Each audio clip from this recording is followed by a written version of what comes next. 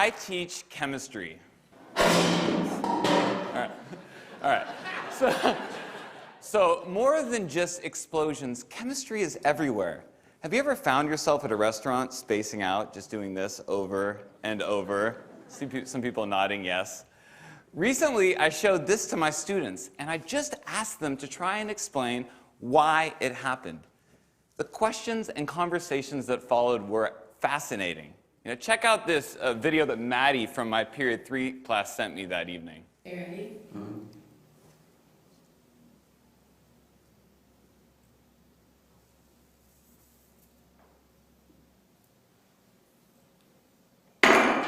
Yeah.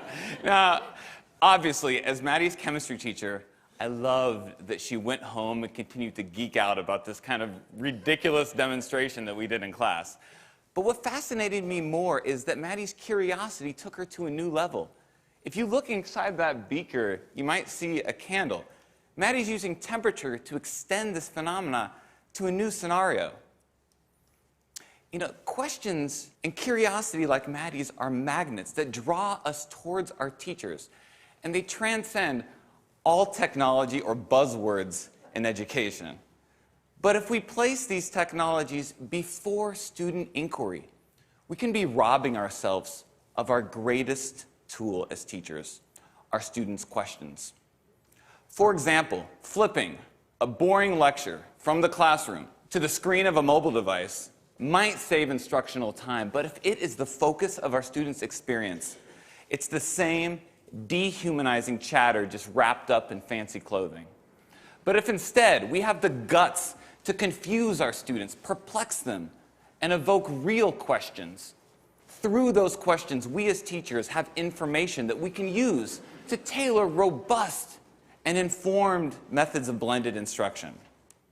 So, 21st century lingo, jargon, mumbo-jumbo aside, the truth is, I've been teaching for 13 years now, and it took a life-threatening situation to snap me out of 10 years of pseudo-teaching and help me realize that student questions are the seeds of real learning, not some scripted curriculum that gave them tidbits of random information. In May of 2010, at 35 years old, with a 2-year-old at home and my second child on the way, I was diagnosed with a large aneurysm at the base of my thoracic aorta.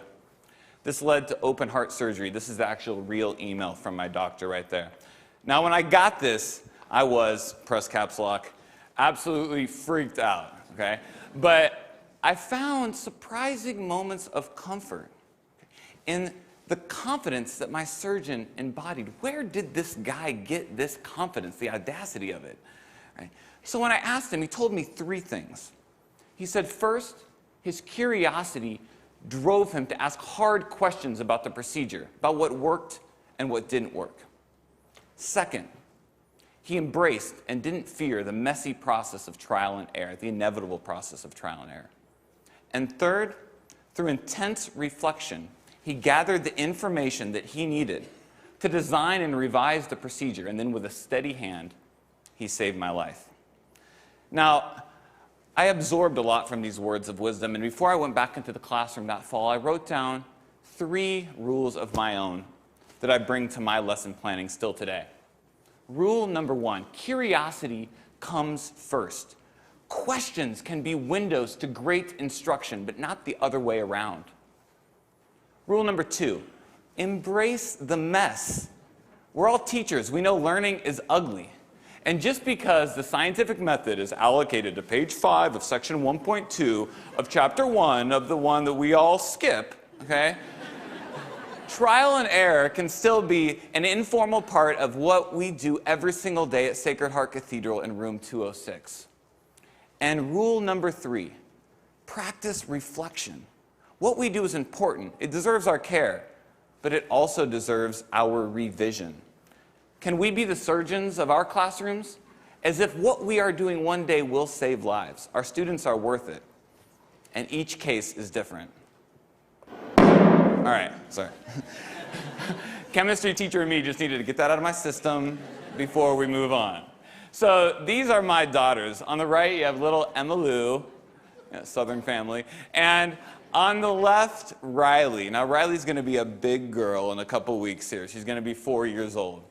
And anyone who knows a 4-year-old knows that they love to ask, why? Yeah, why?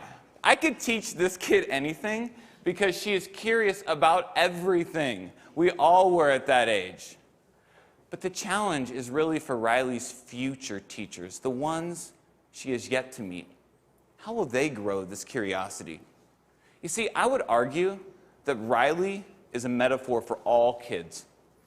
And I think dropping out of school comes in many different forms. To the senior who's checked out before the year's even begun, or that empty desk in the back of an urban middle school's classroom. But if we as educators leave behind this simple role as disseminators of content and embrace a new paradigm as cultivators of curiosity and inquiry, we just might bring a little bit more meaning to their school day and spark their imagination. Thank you very much.